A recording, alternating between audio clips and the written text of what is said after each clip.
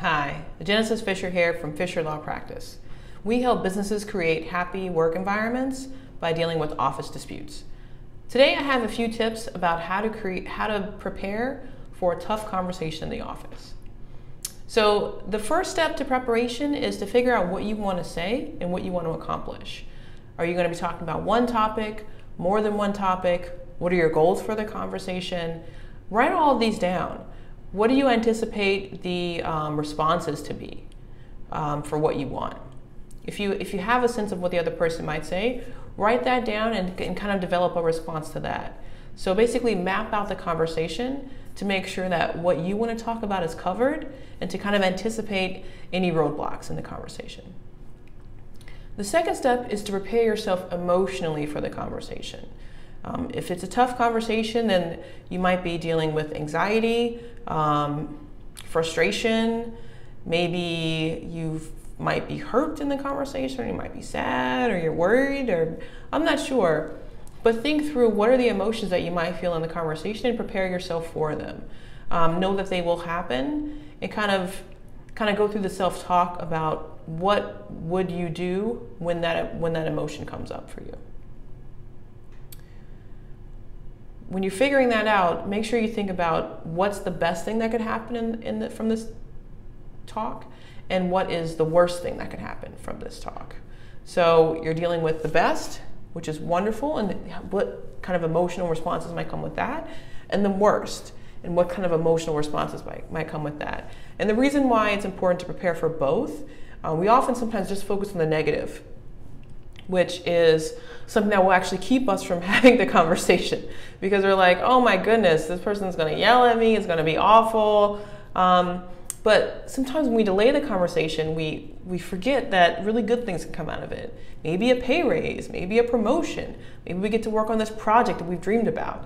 So remember to think about the best things that can happen, not just the worst things that can happen. So the next thing is to think about would this person best receive information, okay? You're gonna have a conversation with someone, and at this point, if you're preparing for it, it's kind of tough, you probably know who they are. And so first of all, do you need to be the messenger for this? Is this something that's personal, or is this a group thing? Are you the best person to have this conversation? And the second thing is, what tone should you use? So not just the tone in terms of what you want to convey and the importance of what you want to convey, but what tone have you seen that person best respond to, right? So if there's a meeting and people are throwing out ideas, when that person responds, how do they respond to those ideas? How do they respond to those dynamics, right? Thinking through what puts them in their best place, and thinking through if you can possibly emulate that. So that's not to say that you have to completely wash away all of the emotions that you have, but it is to say that for some things, if you can anticipate the best tone, the best messenger, the best frame of mind in which to actually make this proposal or to start this tough conversation, then you can put yourself on your best foot with that person.